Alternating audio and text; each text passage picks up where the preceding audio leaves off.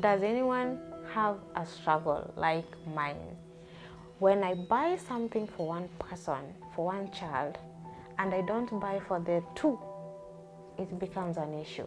I thought it is important for me as a mother to do this video to encourage a fellow mother out there who is raising up children, and there are days, my God, you feel like you just want Earth to stop rotating and whatever. You just want everything to stop and you take a break. But then when you look right, look left, look up, down, and you're like, it can't stop.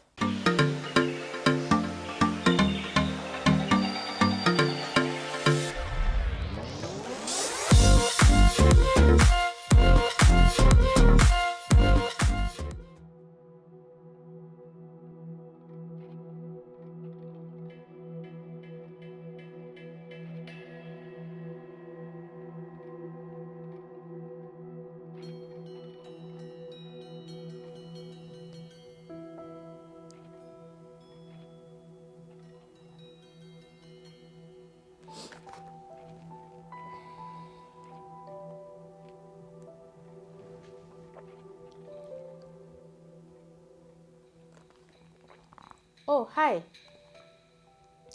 I'm reading a book. Yeah, I have been meaning to read this book because I realized I found my purpose in life. But again, it's good for me to replenish myself with the inspiration from other people who have found purpose way before me. And it's good for me to, benchmark on some of these stories. And also, I love my coffee or tea, but I'm having my tea right now. Coffee, tea, anytime. As I do this, as I take my coffee and as I read my book, my inspirational book, I want us to talk about self-care, especially self-care for mothers. I am a mother and I totally understand what it feels to be a mother, to raise up human beings who have energy from here to Timbuktu, I don't know to where. But let's start it off. What is self-care? I know self-care means a lot of things for a lot of people. For me, self-care is doing things that make me happy, for me, by me. And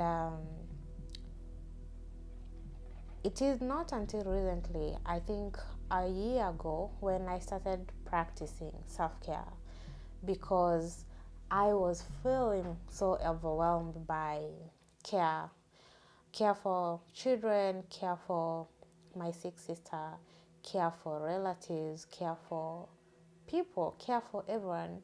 And I felt like I was leaving myself out of the picture and I needed to do something for me. So it is not until recently when a friend of mine told me to learn to value myself, learn to love me, learn to appreciate me, and learn to take a step back and take care of me, because I think I was in a bad place. And so I thought it is important for me as a mother to do this video to encourage a fellow mother out there who is raising up children, and there are days, my God, you feel like you just want Earth to stop rotating and whatever. You just want everything to stop and you take a break. But then when you look right, look left, look up, down, and you're like, it can't stop, because you have all these things to do for other people and they need you, like you're the pillar. And if Earth stops, if your world stops, then even their own world will stop. So you keep going, you keep doing stuff. Anyway, I'm not a specialist, I'm not a counselor or anything, but I want to share this with you because it's something that I have started to practice and it has done me well. It has done me good. So self-care, as I said in the beginning, means a lot of things for a lot of us. And what might seem to be self-care for me might not be self-care for you. So what is important is for mothers out there to learn to practice self-care. And for me, what I do, let me give you tips, about 5 or 6 tips that you can leverage on for self-care. And let me tell you, mothers, we have a lot to offer the world. We have a lot to do for our children, to watch them grow. Every single day, every morning, we rise up earlier than any other person, to prepare breakfast and ensure kids are prepared for school. And even before we go to bed at night, we are the last ones to go to bed. We are the first one to wake up in the morning. What a blessing. Because the strength we carry cannot be taken for granted. And God actually, I think, had a better picture in mind when he entrusted motherhood onto us. It's not a joke. It's not a joke. I have 3 children, and all of them are school going. One is in grade 5, the other one is in grade 1, the other one is in PP2. And you can imagine waking up in the morning to prepare them. Right now I don't have a nanny, and it's hectic. It's hectic. Sometimes the alarm rings and I'm like, God, please. I've not even turned myself. And I've been sleeping on this side, and it's felt like I have slept for 10 minutes. Now the alarm is here. I have to wake up, make breakfast, prepare the little ones to school, and see them off to school. The young one, I see her off to school. The other 2 take themselves to school because it's just across the road. So that's easy. But let me tell you something that I do while my children are away from home during the day. Well, I work online, so I actually work from the moment I come back to the house. I clean the house, I take breakfast, and then I put my laptop on and I start my work. And for me to work from home, and my working space is actually in my bedroom, so discipline, my friend, discipline. I get so tempted to sleep. I am like, can I just sleep for an hour or 2 so that I can recharge? And so when the children are back home, I am all charged and ready to match up with their energy. But whoa, sometimes it's not easy. It's easier said than done. On the days that I'm at home, so I work for about 6 hours a day, and I dedicate 2 hours of rest, that is sleep. I put my phone on aeroplane mode, then I sleep. I will tuck myself in, cover myself up, and I'll sleep. Doors locked, everywhere locked, no noise, I sleep. So that's self-care for me. I take time to sleep and recharge, and when I wake up, I am feeling energetic, strong. I prepare the evening a snack for the children, so when they come home they have something to eat, and then I do the homework, and then it's all over again with the evening again continues with chores, cooking, preparing the uniform, ironing, and all that stuff. Then something else that I do, I am not so much of a book person. I don't read much, but once in a while I buy myself a really good book that is everyone is talking about, and I get to read. And so this time round I got myself this book because I realized I found my purpose in life. But that purpose needs to be, needs to be recharged and needs to be fueled. And so this book is going to give me more inspiration on my purposeful life. Yeah, I hope you find your purpose in life, mothers, because God did not just create us to give birth to children and raise children, then they grow up and they leave us feeling miserable and desperate and all that. No, find a purpose. That's number 2. Read a book. Yeah, read a book. Apart from that, I also take time to enjoy my coffee or my tea. And it's not always at home. Sometimes I take a step out, and even when the children are here and I know they can take care of themselves and I know they're okay, I'll just excuse myself and then I just, dash to a nearby joint and I ask for my coffee. I take it in silence, feel good, come back home, life continues. Number 3, grab a coffee, take a break. So yeah, it's important for us mothers to learn to take a step back from the daily chaos of motherhood. Yes, I'll say chaos because if you have one child, it may not be chaotic. If you have 2, you can relate. If you have 3 like me, you know what I mean. If you have 4, I'm sorry. But anyway, we are here. We are in together. Yeah. So learn to take a step back. Go grab your coffee. Enjoy yourself, your me time, your self-care moment. Then come back home to your children. They will enjoy seeing a happy mother. Point number 4. Okay. Something else that I do for self-care. I ask for help. Motherhood can be so overwhelming and it can drain you and it can make you feel like, it can make your life feel like it has come to a stop. Like you don't have anything else you think about apart from motherhood. So you get drained, you don't have time for yourself, you don't have time to do things that you love, you don't have time to meet your friends, you don't have time to do anything other than being a mother.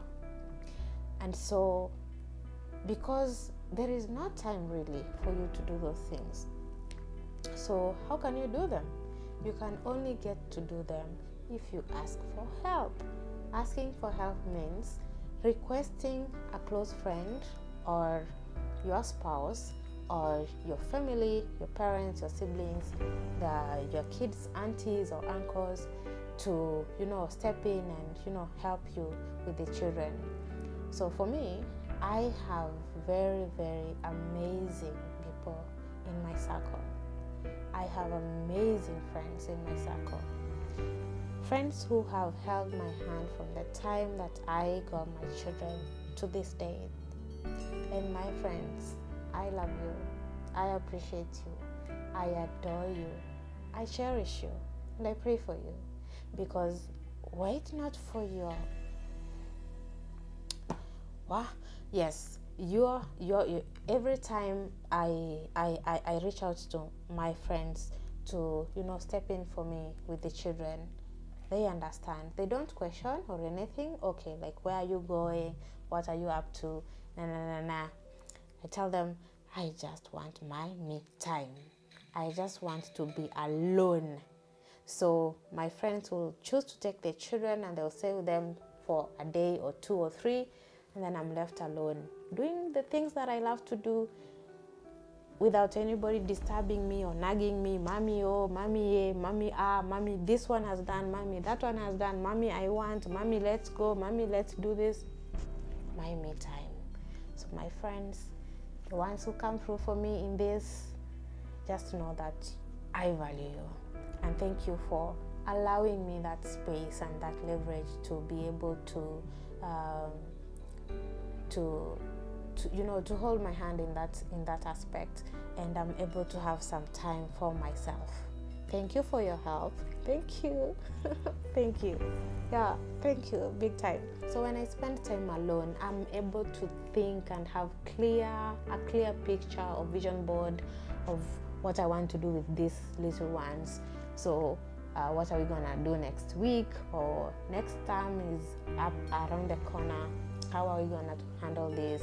Who needs what needs to be done? Okay, Terry, you have a life, so what do you need to do? What area of your life do you need to change or to improve? It gives me an allowance to spend time on myself and be able to rethink and reset and re-strategize. Okay, spending time alone. It is not selfish, by the way. It's not selfish to spend time alone. It is not. So the day you will learn to spend time alone, do you know how it feels? It feels heavenly. Like you can just wake up, go from one room to the other, and there is no human being following up, tagging you, or hanging on you, or you don't bump into somebody and you can step on their feet and they start crying, and the neighbors will come running thinking you're killing your child, yet you've stepped on them by accident. So by doing that, you're able to put yourself first, because when you put yourself first and you're able to take care of your own needs first, and then that is the only way you're going to be able to extend grace, extend help, extend love, and extend care to other people. Also, self-care can be setting boundaries. Yeah. I mean, there are people who will always be here on our faces. They don't know what boundaries are. They come into our space, they occupy everywhere. And now, please, mothers, allow yourself to have some boundaries with people. Yes, I know they're your friends. Yes, I know they're your family. Yes, I know they're your... But let me tell you, when people keep on, they're one more, every time they're there, you have to do things for them. It is un-African for people to come to your house and then they leave without you having to cook for them. It is a lot of work. Cooking, cleaning utensils, everything. Once in a while, let people come, have a good time with you. But when it's overwhelming, learn to set boundaries. Learn to set healthy boundaries. Also, you can set boundaries with your children, yeah? Because, like me, I don't have like my own space. Like these are my things. Like this is my space. Like these are my shoes, these are my earrings, this is my perfume. These little humans want to occupy. They want to take, oh mama, can I have your perfume? So the other day, this other little one here took my asked for my perfume, and then all over the place. And she went to school and the teacher's like, no perfumes are allowed. This other one likes to take my shoes. My firstborn, we're almost wearing the same shoe size, so she takes my shoes, she makes them dirty, she will go all over the place with them, and I'm like, mama, these are my shoes, for heaven's sake, this is my sweater, this is my earring, please leave my things alone, don't touch my things. But it's important, as young as they are, we start setting boundaries with them, so that even as they grow, they will know, I'm not supposed to be doing ABCD, because I will be overstepping onto somebody's boundaries. So mothers, let's learn to set boundaries. Something else that I started doing for self-care was saying no. And I started saying no when I realized that I was being misused and overused. And the day that I said no, it became an issue. It became a huge bone of contention. How can she say no? And I'm like, but I have a right to say no. If it doesn't sit well with me, I have a right to say no. And that is a time that I realized that people become very, very mad and angry when you allow yourself to put yourself first, and when you say no to things that they demand of you and yet they don't sit right with you. So this was a situation of my workplace where I was not allowed to say no to certain things. Given certain assignments that did not sit right with me, and me saying no to them was a big problem. And it was like, but your contract says, and any other thing, and any other, and any other. That clause of any other, employers need to stop misusing that clause and misusing people. So learn to say no. Mothers, learn to say no. So, key example.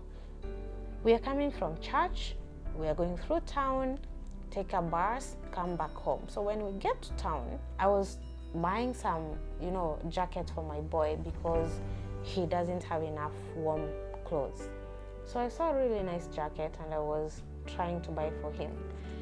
And so my daughter saw a black trouser, and she's like, Mommy, can I have this trouser? And I'm like, no, Azalia, you can't have it. And she's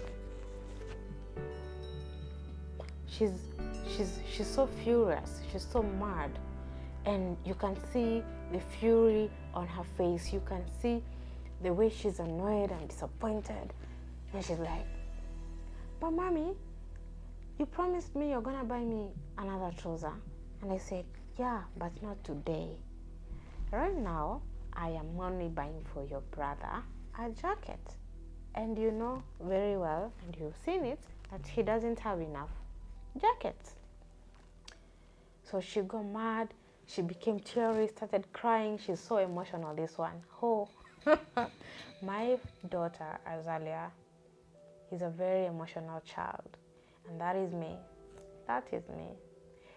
I used to be very emotional, and I will cry at any disappointment. I'll cry at anyone raising a voice on me. I'll cry. I'll feel sad. I'll feel disappointed. I'll feel let down. That is my baby. But I'm trying to train her, or rather to encourage her to learn to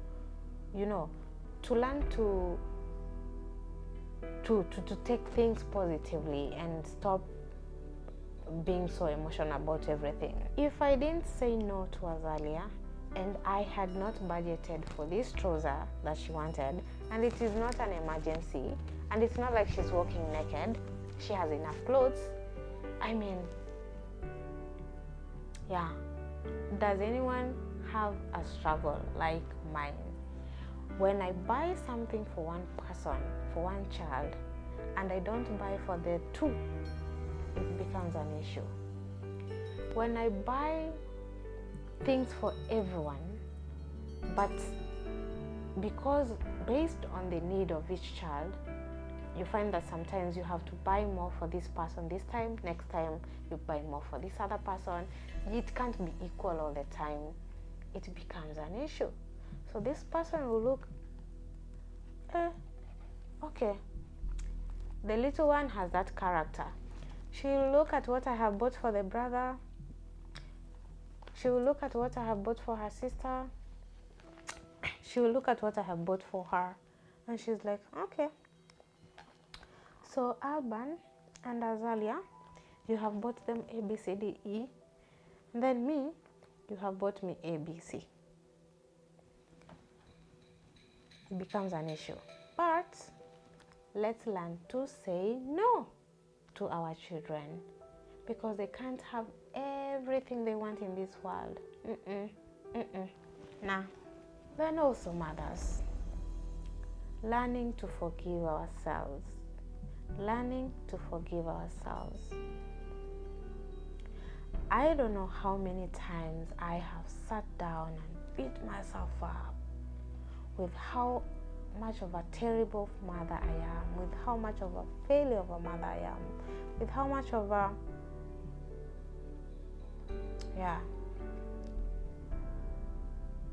with how much of a better life I could give my children, with how much of a better future I want for them, and wondering, was it necessary for me to give birth to all of them at this time? Shouldn't I have waited, maybe given birth to just one and waited for the other ones to, every one of us has different circumstances or issues that have made us, doubt our capabilities, doubt our abilities as mothers to raise up our children, doubt our parenting skills, doubt our spiritual life, doubt our own strength and our own love for our children.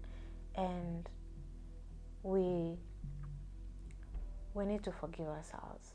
We need to forgive ourselves for those times that we have punished our children terribly, and sometimes you beat them and you're like, I will